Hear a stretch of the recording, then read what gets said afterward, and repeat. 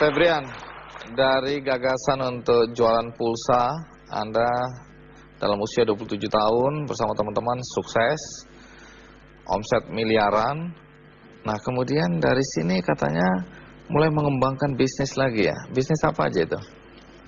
Ada bisnis tambang, ada bisnis umroh dan haji plus, terus macam-macam sebenarnya Pak. Cuman sebenarnya ketika saya melakukan itu semua mungkin mencari tantangan ya Pak ya.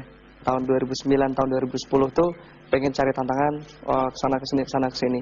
Tapi omset yang didapatkan cukup besar pun tidak ada kepuasan batin Pak yang saya rasakan di sana. Karena di sana ketika kita melakukan pekerjaan yang konvensional seperti itu, ketika kita sukses, kita deal transaksi, kemudian kita berhasil gitu ya Pak ya, kita sendiri yang merasakan biasanya.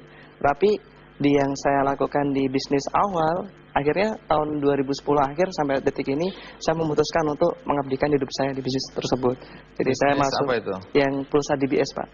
Saya memutuskan untuk ya udah saya akan fight di sana, dan di situ saya merasa lebih banyak sekali kepuasan batinnya, di mana kita bantu bener-bener Pak, apalagi orang-orang di daerah ya, di mana peluang untuk usaha, peluang pekerjaan itu nggak sebanyak seperti kita di Jawa ini Pak. Jadi teman-teman yang di pedalaman-pedalaman itu mereka dengan bisnis pulsa dengan modal yang sangat kecil sekali ini, mereka sangat-sangat terbantu sekali, dan itu satu kebahagiaan yang nggak didapatkan di bisnis lainnya.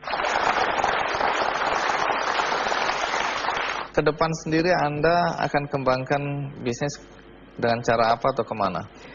Nah, karena kita sekarang sudah punya network yang sangat besar, agen pulsa kita banyak dan konsumen pulsa kita banyak, kita pengen bergerak juga di bidang mobile advertising. Tuh, jadi kalau kita semua punya handphone, kebanyakan handphone kita kan cuma jadi liabilitas ya, cuma jadi habis-habisin duit kita. Nah, kita menawarkan satu konsep yang sudah berjalan di Jepang, yang sekarang itu omsetnya itu kalau saya dengar kemarin itu sekitar 6 triliun per tahun, yaitu iklan lewat handphone Pak. Jadi sekarang yang sedang kita jalankan, dan mudah-mudahan beberapa bulan ke depan sudah direspon baik oleh agensi-agensi iklan, karena mereka belum percaya gitu. Tidak semua orang, terutama dalam usia muda, bisa sukses dalam berbisnis ya. Lalu apa yang membuat Febrian itu bisa sukses? Kalau saya bilang di sini yang jadi kunci itu adalah dreams Pak. Saya bahkan sempat itu melakukan hal yang lucu, kalau boleh saya sharing nggak? Iya, boleh dong. Boleh ya.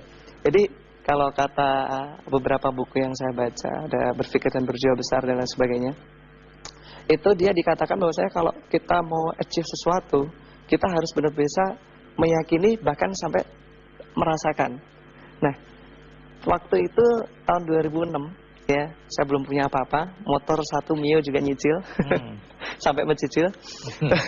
Nah, saya pengen banget ngerasain kalau punya duit 10 miliar tuh rasanya gimana gitu.